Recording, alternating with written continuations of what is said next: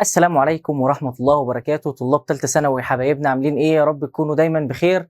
اتمنى ان الدنيا تكون ماشية معانا. طبعا بقى الدنيا شوية كده تروح عند ده وتروح عند ده وتشوف الدنيا هنا وهنا، بس حابب اقول لك اثبت على حاجة وثبتها، ومش مهم مين الاشهر او مين الاحسن، المهم تكمل مع اللي بتفهم معاه. حلو؟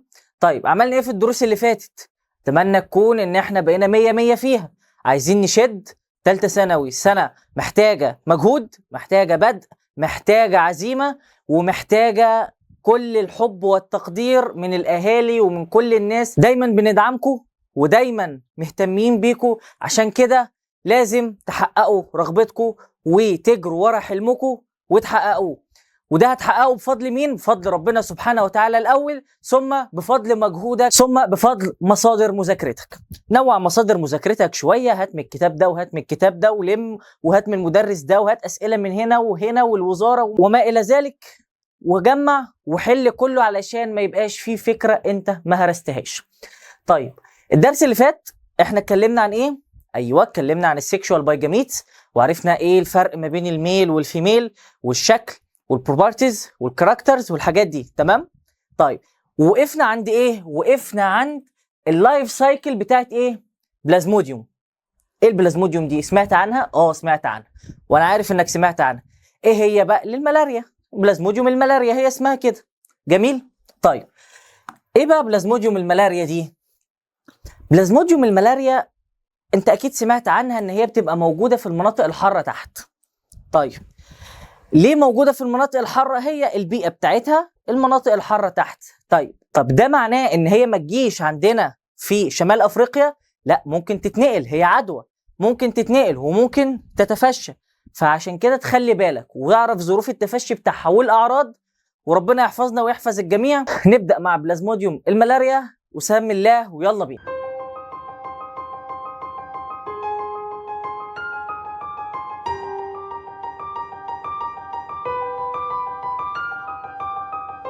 عزيزي الطالب، بلازموديوم الملاريا هي عبارة عن كائن من مجموعة السبوروزوان. يعني ايه سبوروزوان؟ اي هي محتاجة السبورز كوسيلة ايه؟ تكاثر، صح كده؟ طيب ايه تاني بيميزها؟ بيميزها ان هي بارازايتس، متطفل او من المتطفلات، اللي هي ايه؟ اللي هي العالة زي ما بنقول. طيب بتبقى على ايه؟ على الانسان وعلى الناموس. الناموس انا نسيت اقول لك ان الفيميل اوف موسكيتو او الفيميل اوف انوفيلاس، اللي هي انثى البعوضه، هي اللي بتحمل المرض ده. طيب اشمعنى؟ هي السبب في نقله، وهنعرف الفرق ما بين الانترميديات هوست والفاينل هوست او المين هوست، وهنعرف بقى ايه كل الحاجات دي دلوقتي. طيب اللايف سايكل بتاعت البلازموديوم هي اللي بيحصل فيها، هي بتتكاثر عن طريق حاجتين. جزء اولاني بيتكاثر عن طريق السكشوال، تمام، وجزء تاني بيتكاثر عن طريق الاسكشوال. تمام؟ طب ايه ده يا مستر؟ هو كده ده يعترف او ده يعتبر alternation of generation؟ طبعا يعتبر alternation of generation.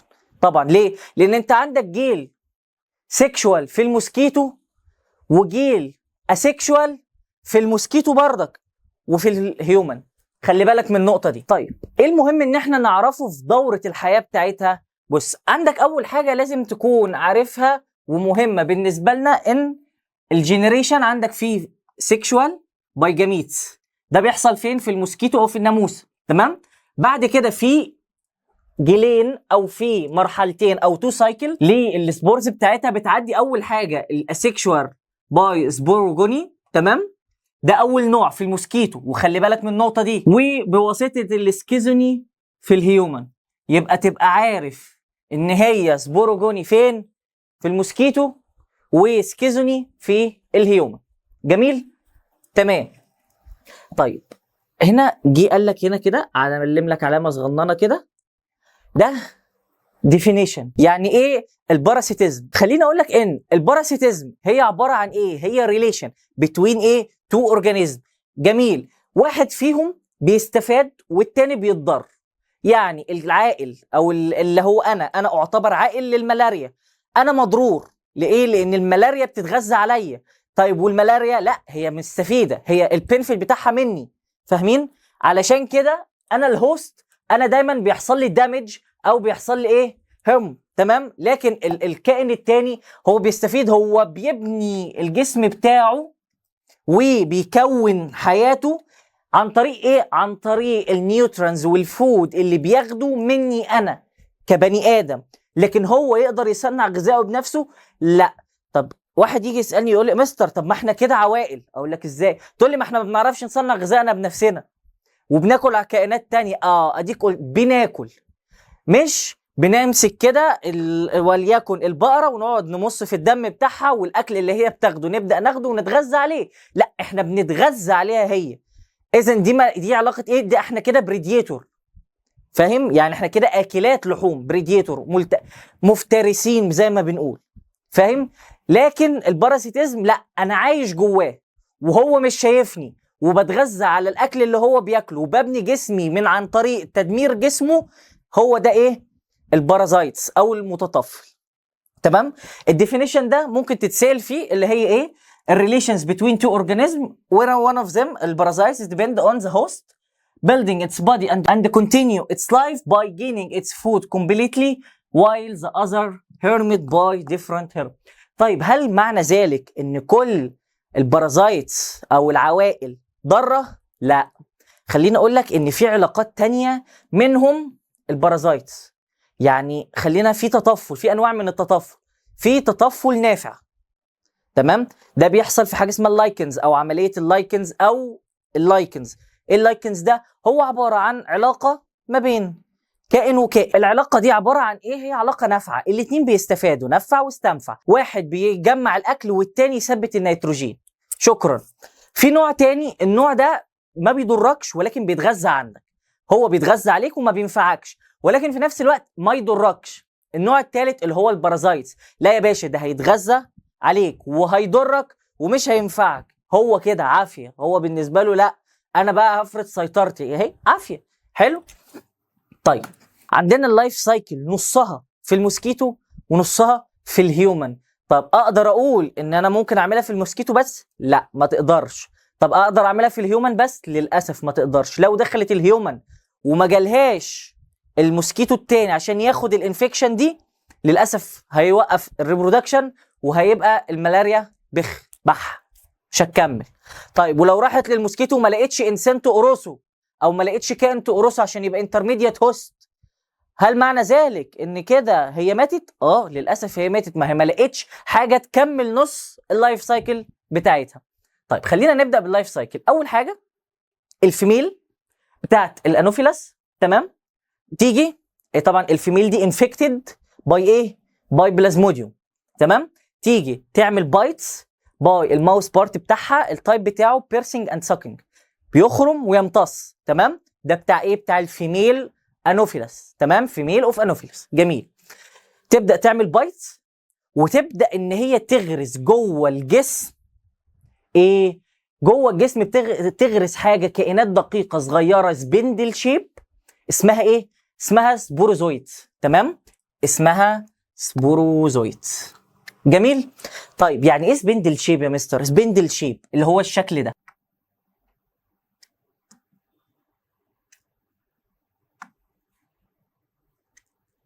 تمام، اهو بيبقى الشكل ده سبندل شيب كده او كده. جميل. هو ده السبندل شيب، شكل مخزلي او زي ما بنقول ايه، شكل كده اهو. بص، مدبب من قدام ويجي من هنا مرتفع سيكا وبعد كده يقلب مدبب تاني، تمام كده. جميل. طيب بعد كده ايه اللي بيحصل؟ بعد كده قال لك ان السبوروزويتس تبدا ان هي تتحرك جوه الدم، تمام. تبدا هي السبوروزويتس اهي، شايف شكلها سبندل شيب ستراكشر اللي هو اسمها ايه؟ سبوروزويتس. تبدا السبوروزويتس تخش الليفر. طب هي هتوصل للليفر كده؟ لا، ما انت الاول هي دي حصل بايتس، تمام. الناموسه في السليفري جلاند بتاعتها بينزل معاها السبوروزويتس، فاول ما هي عملت بيرسنج وبتيجي لعمليه الساكينج تبدا ان هي تنزل السبوروزويتس في الدم عن طريق ايه؟ البلاد كابيلاريز. بعد كده الكابيلاريز تبدا تدي الارتريز، والارتريز تبدا توزعها بقى للمين ارتريز اللي موجوده عندك والفينز، وتبدا تدخلها فين؟ اول ما توصل للليفر انت كده خلاص، كده هي وصلت بر الامان، دخلت جوه الليفر، خدت خليه جوه الليفر وعملت فيها ايه؟ عملت فيها سيكشوال ريبرودكشن. تمام؟ كبرت فين؟ في الهيباتوسايتس. تمام؟ بعد كده عملت ايه؟ عملت هيوج نمبر اوف ميروزويتس، يعني السبوروزويتس دخلت عملت ماتيور شويه وتطورت وتحولت الى ايه؟ كترت وتحولت الى ايه؟ الى ميروزويتس، او الايه اسمها ايه؟ سكيزونت. تمام؟ عملت ايه؟ كونت الميروزويتس او السكيزونت. تمام؟ السكيزونت دي بيطلع من جواه الميروزويتس. تمام؟ الميروزويتس خرجت اهي. تمام؟ تبدا الميروزويتس تخرج تروح للاريثروسايتس. تمام؟ ايه الاريثروسايتس دي؟ اللي هي الريد بلاد سيلز. تمام؟ تبدا تروح لها تعمل انفيد انسايد ذا ريد بلاد سيلز، بعد كده تكون رينج حلقه، بعد كده تكون التروفوزويدز، بعد كده السكيزونت اللي هو كيس المليء اللي هي ايه؟ بالمليء بالافراد. تمام؟ بعد كده تطلع الميروزويدز تعمل ايه بقى؟ تعمل انفيد تاني لريثروسايتس او لريد بلاد سيلز.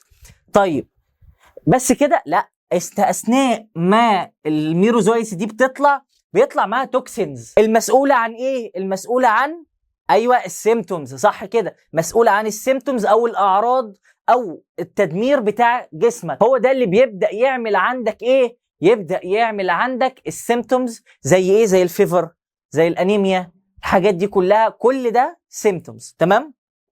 طيب بس كده خلاص خلصت كده اللايف سايكل بتاعتها؟ لا، انت كده لسه في جسم الانسان. خلي بالك انت ممكن هنا لما تخش الاريثروسايتس وتعمل الرينج دي ممكن عندها حلين. الحل ان هي تكمل في السايكل وتعمل تروفوزويدز وتكمل بقى وتدي ميروزويدز تاني عشان تعمل انفيد لاول ريد بلاد سيلز، او تعمل ايه بقى؟ ايوه تبدا ان هي تعمل ديفرنشيشن او ماتيوريشن وتكون الميل والفيميل جاميتس.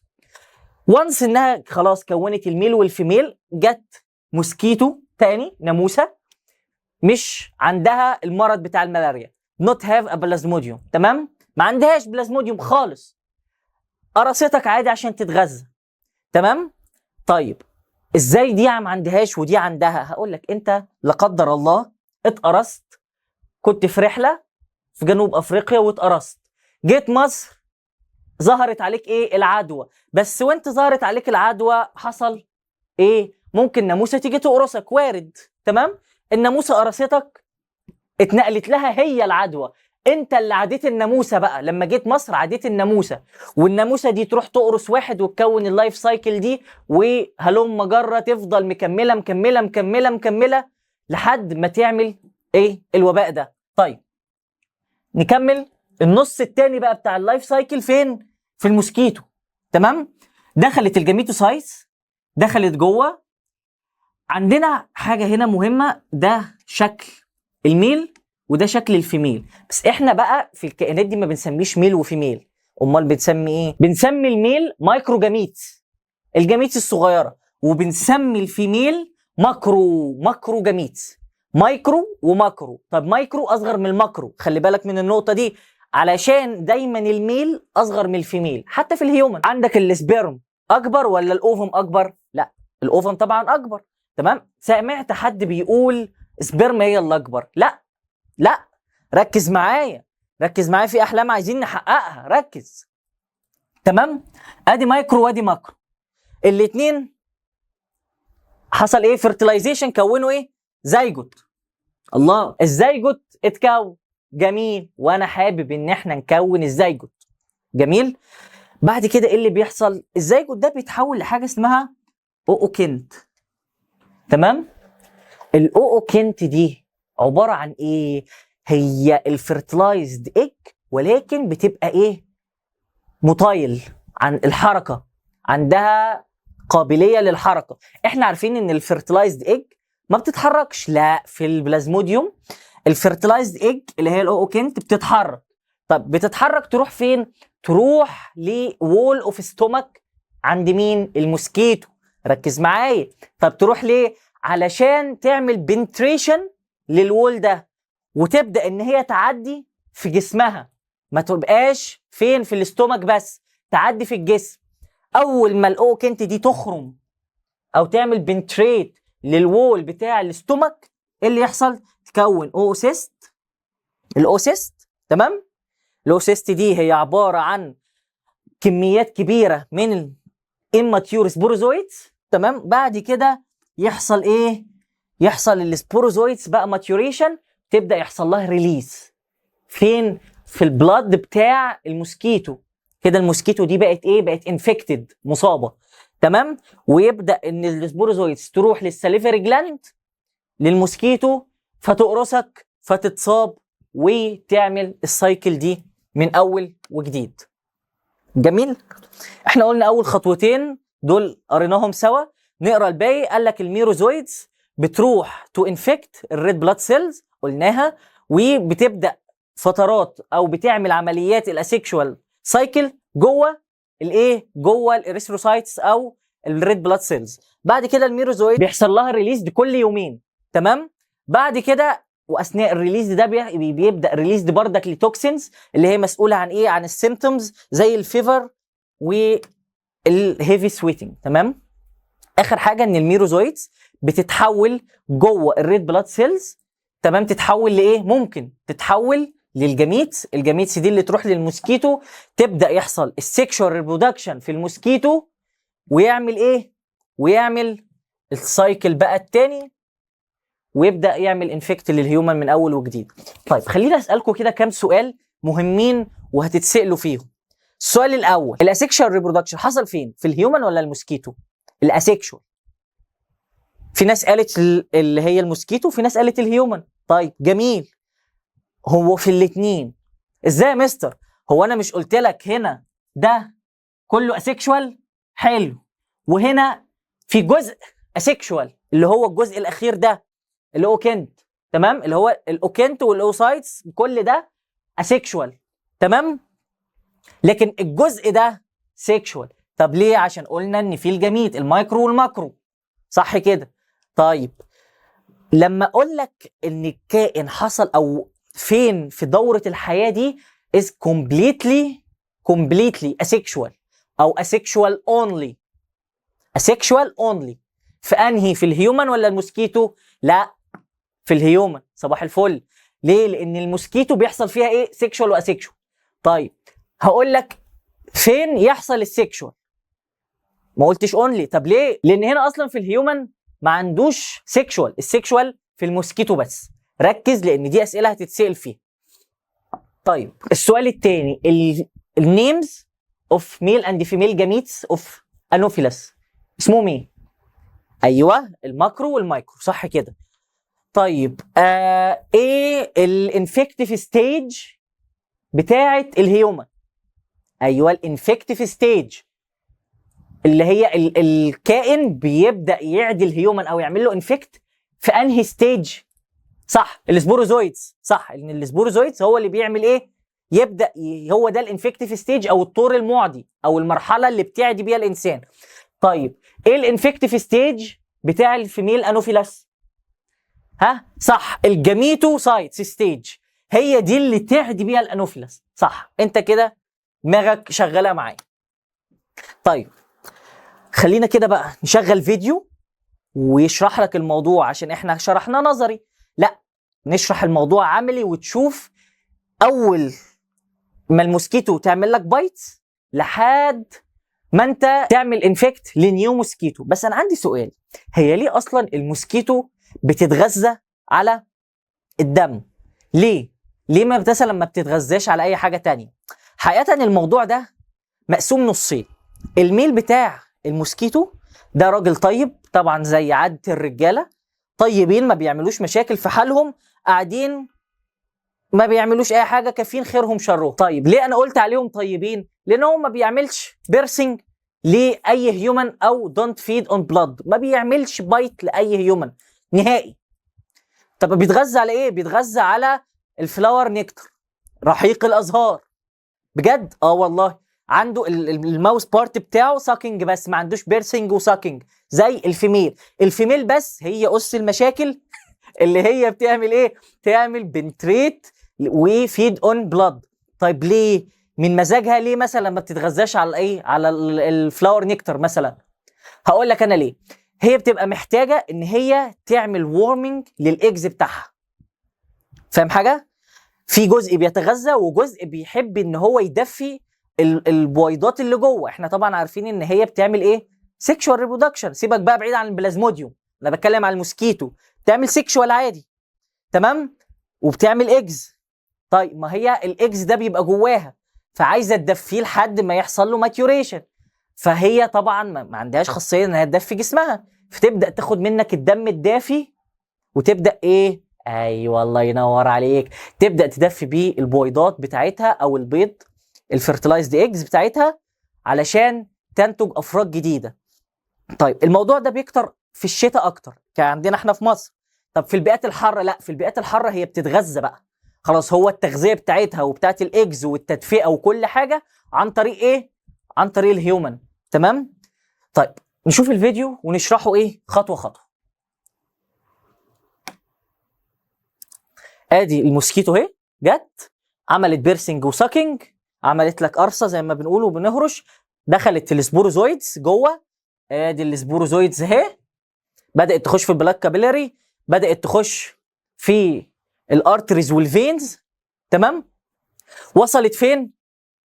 اهي الكبد. تمام. وصلت ايه؟ للهيباتيك او الليفر، الهيباتيك سيل او الليفر. جميل. بدات بقى اهو تعمل ماتيورز جوه وتتغير شكلها من السبوروزويد اللي هي السبندل شيب، بقت مدوره، وبدا يحصل اسيكشوال ريبرودكشن.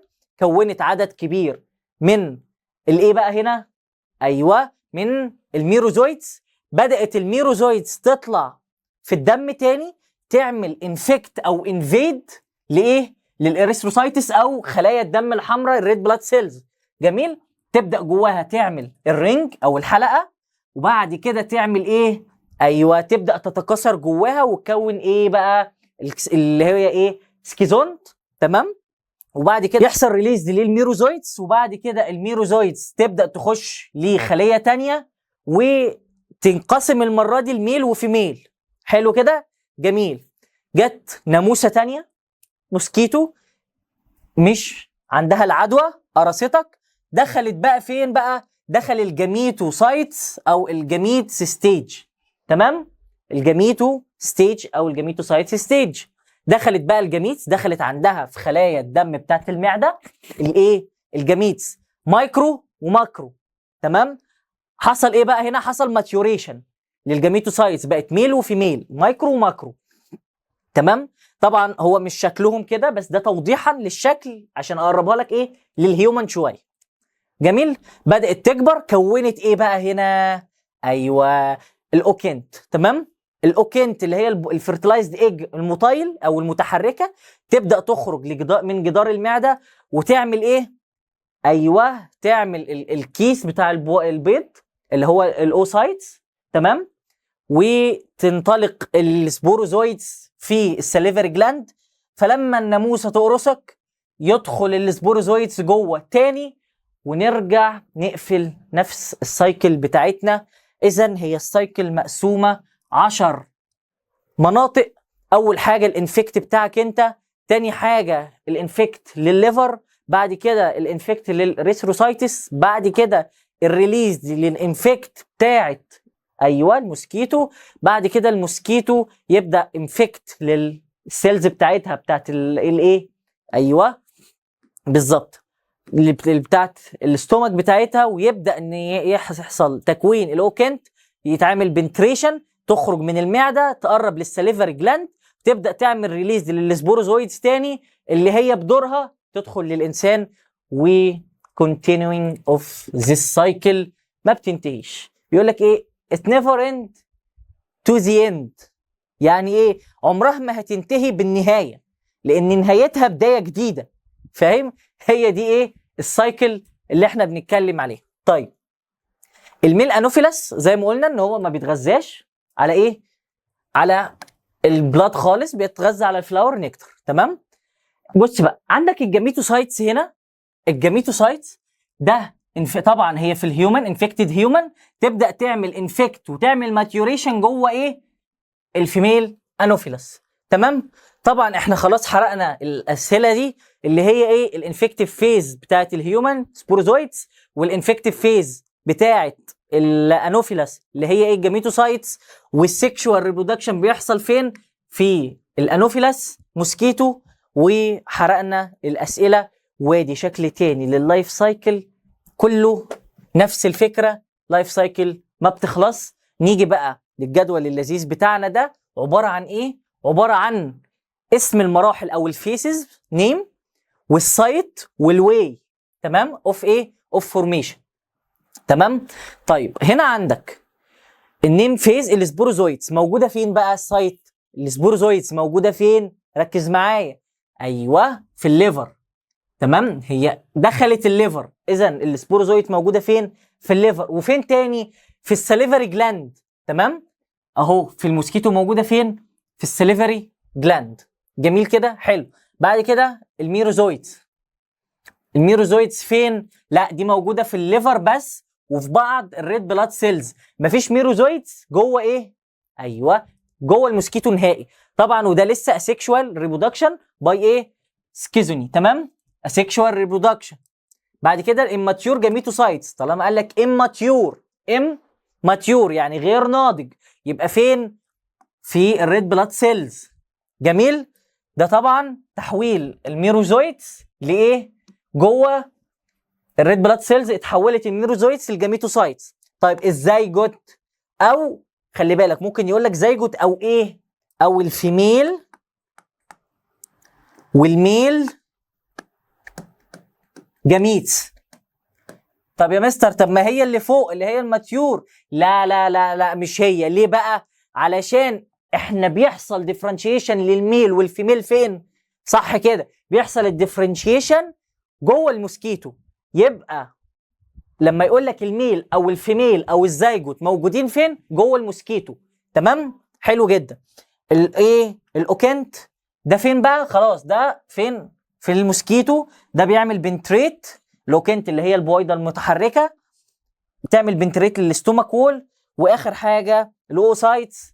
تمام. دي موجوده بره جدار المعده بتاعتها علشان تعمل ايه؟ عشان تعمل ريليزد للسبوروزويتس على السليفري جلاند. وكده يبقى خلصنا بلازموديوم نهائيا. ونخلي بالنا ان ده من احد الامثله على الالترنيشن اوف جينيريشن، مثال مهم جدا لابعد الحدود. ركز فيه، بيجي فيه اسئله كتير. وخلي بالك من اللعب بالكلام، وركز وافهم وانت بتذاكر، مش شويه كلام هندش وخلاص. لا، افهم، لان ممكن يسالك زي ما انا قلت لك كده، ممكن يقول لك الزيجوت او الميل او الفيميل. تمام. لكن لو قال لك الجاميتوسايتس، تبقى عارف ان ده لوكيشن وده لوكيشن، دي طريقه تكوين غير دي. تمام. ده عندك ايه؟ البولوبوديوم. هنعمل المحاضره الجايه درس كامل على البولوبوديوم، وهنعمل عليه محاضره لوحده لاهميته والكبره. ونستودعكم الله الذي لا تضيع ودائعه، والسلام عليكم ورحمه الله وبركاته.